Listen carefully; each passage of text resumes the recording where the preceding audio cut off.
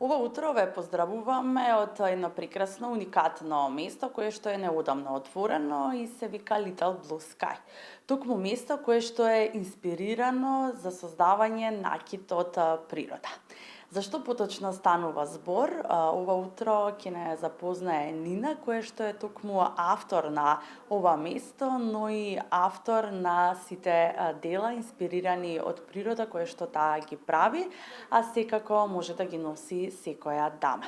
Нина, ќе ти посакам добро и убаво утро и честитки за ова прекрасно креативно место кое што го имаш создадено, односно токму ти се потпишуваш нели зад целиот овој накит кој што имаат можност гледачите да го видат. Добро утро и за тебе, Ивана. Ти благодарам прво на честитките. Да, ова е моето ново катче каде што ќе можат сите да дојдат и да го погледнат мојот рачно изработен накит, кој што веќе со години го правам, меѓутоа до сега немало можност да се види никаде вака изложен, да се проба, да се поразговара со мене, јас да ви објаснам можеби што содржи, како содржи, вие да ми кажете што сакате, па да измислиме некој ваш нов дизајн. Така да ова е моето ново катче. Нина, веќе 7 години се занимаваш со рачна изработка на накит. Како дојде идејата токму да почнеш да создаваш ваков уникатен накит со една необична техника? Па, искрено многу случајно. Уште од мала сум сакала да се китам со делови од природата, да речам, а и сите, нели, ставаме црешки на уши, ставаме цветчиња во коса, нели, такви работи. И кога дознав дека постои епоксидната смола како материјал и дека има својство да ги зачувува природните работи, односно биоматеријата буквално да ја фосилизира и да ја остане непромената за секогаш, веднаш ми дојде идеја како тоа би можело да се изведе, да имаш вечно цвеќе кое што ќе можеш за секогаш да го носиш, а не за 20 минути да овене во косата. Така да одма знаев дека тоа нешто што многу сакам да пробам да го направам, дури и да биде неуспешно, значи дека сакам да пробам.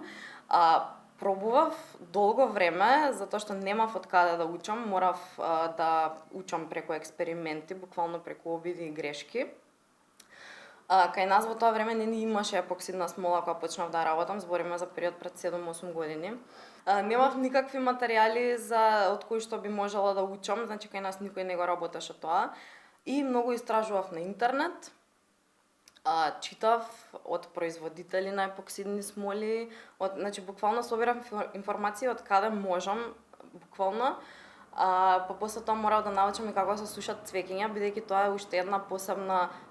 Извинете, малце избрзав. Цвеќињата се ставаат во смола суви, значи тоа да го кажам.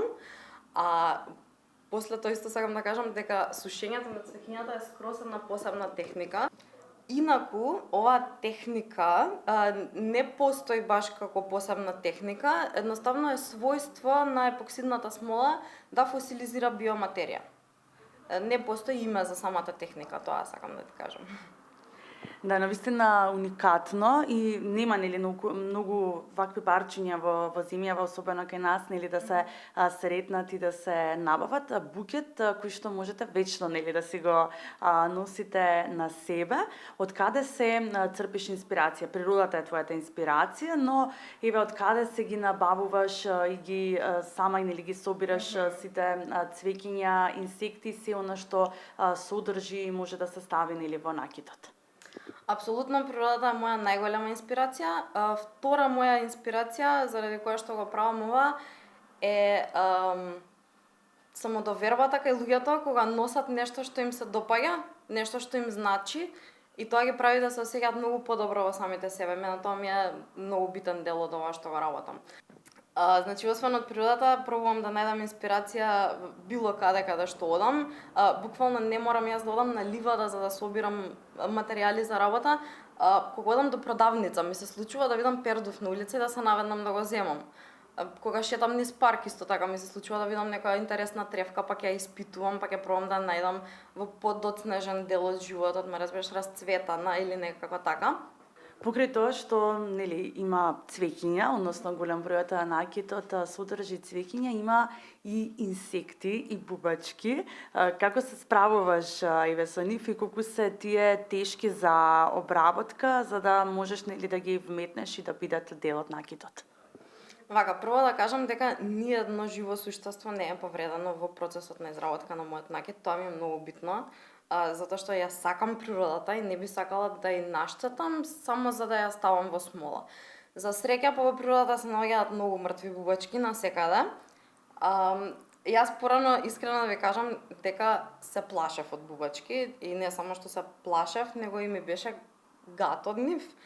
Меѓутоа кога дознав колку се они уствари составен дел од природата, колку се битни за неа, некако знаеш како ми помина тоа тотално и сега ги гледам на скроз еден нов начин. Значи ги собирам само кога ги најдам неживи, полуисушени. Бубачките многу брзо се сушат, така да јас не треба да правам нешто посебно за да ги спремам за во смола. Едноставно така ги наоѓам суви и после тоа само треба да решам со што би се вклопиле најдобро. А кои ти се омилени инсекти за собирање? Па бубамари. Не само за собирање, него и за гледање. Бубамарките ми се многу сладки, многу убаво изгледаат во накид. На цветче, например, една бубамарка изгледа совршено. Сега почнав да наоѓам некои многу интересни бубачки што порано не сум ни знаела дека постојат. Многу ми е битно да има, пример, некоја дреч боја на бубачката. Кога ќе видам вака дреч боја да ми засвети нешто, ја собирам и дури да не ми се свиѓа во моментот, ќе ја направам нешто понатаму, затоа што знам дека има многу луѓе кои што се фасцинирани од бубачките, што е супер многу убаво. Но ова е на посебна техника која што велиш нели дека нема нели некое посебно име како може да се нарече. Колку време ти е потребно за да направиш едно парче накид, на пример едни обетки? Времето на изработка многу варира во зависност од парчето и од обетки до обетки, значи има голема разлика, а не па од обетки до алка. Да речеме дека можам да го сведам времево на 4 дена, можам да ти речам дека ми требаат, затоа што смолата се суши многу долго време, минимум 24 сати треба за да изсуши еден слој. Обично јас сите работи ги правам во повеќе слоеви, си има зашто, причини за тоа. Прво, цвеќињата летаат во смолата кога ќе ги ставиш, па мора првиот слој да биде за фиксација на цвеќињата, па после тоа иде вториот слој, па третиот слој кој што ќе биде завршниот слој. Така да ми треба доста време, јас морам меѓу сите тие слоеви да чекам минимум по 8 часа за да се стврне, некогаш и повеќе, зависно од временските услови, колку е топло, која е влажноста на воздухот. Така да минимум 4 дена за едно парче. Така, Нина спомена дека еве токму од природата нели постојано ги собираш и ги набавуваш твоите материјали нели за изработка на накидот. Кои се еве најчесто поставуваните прашања од клиентите и луѓето кои што се заинтересирани еве за ваков тип на накид кои што ти ги поставуваат? Што е ова? Тоа е главно најбитното прашање, затоа што многу често јас користам не само цвеќиња, туку и печурки, мовови, лишаи и дел од нив не можете да препознаете што се кога ќе ги видите во алка, особено некој што прв пат, да речеме, се среќава со вакви изработки. Така да, што е ова? Е главното прашање што го добивам и после тоа јас објаснувам што е тоа, од каде е набрано, од каде е собрано. Исто така има луѓе кои што ми носат нивни работи кои што си имаат, си ги нашлели, си им ги поклонил или некој, па со нив правиме накид, така да, тоа е тоа. Колку од луѓето во Македонија даваат поддршка еве на рачната изработка, сакаат да носат накид кој што е уникатен и прецен или рачно изработен? Јас мислам дека за рачни изработки кај нас има доста интерес, особено затоа што допред скоро ние сме биле занетчишка држава, нели занетите цветале тука кај нас допред скоро. Така да знаеме да цениме рачно изработени работи. Сега економските прилики се еден друг сегмент од тоа дали луѓето ќе купат, меѓутоа поддршка даваат, дури да не е со купување, сакаат да дадат поддршка, да кажат на некого што го знаат, да не знам, да објават на својот профил, да се сликаат со нешто, па така. Значи да, поддршка добивам многу. Да, Нина, ќе ни откриеш ли што следно може да се очекува од тебе покрај тоа што нели изработуваш и брошеви, обетки, алки, ланчиња и се она нели што се може да се носи како накид, што планираш еве следно да направиш? Следно планот ми е да се посветам на додатоци за во коса, а тоа се шнолки и венчиња. Сега пред скоро баш имав една специјална нарачка за венче и толку многу ми се допадна како излезе венчата, што одма посакав и за мене да си направам, зашто одма го дадов, не успеав да му се израдувам. Така да венчиња обавезно ќе почнам да правам, ако збориме за продукти, а ако збориме за општо вака што планирам ново, тоа е нешто како да речеме изложба да имам секој месец, каде што ќе ги прикажувам новите работи кои што сум ги направила, зашто нели се ти ќе дојдеш, ама ја утре ќе направам нешто ново и ќе го закачам тука и ти ќе сакаш и тоа да го видиш. Така да планирам да правам такви некако отворени денови на ова мое катче, каде што ќе бидат добро дојдени сите да дојдат и да си видат што има ново.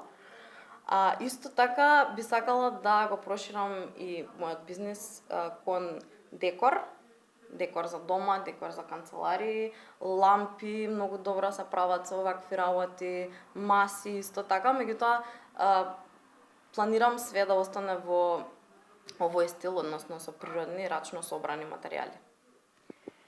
Оно што јас можам да ти го посакам за крај, да ти се остварат сите овие нели соништа и планови кои што ги имаш и ти посакувам уште многу долги години да имаш успешна работа, но пред се да имаш нели инспирација за да можеш да твориш и понатаму. Ви благодарам многу и се надевам дека ќе дојдете пак за брзо.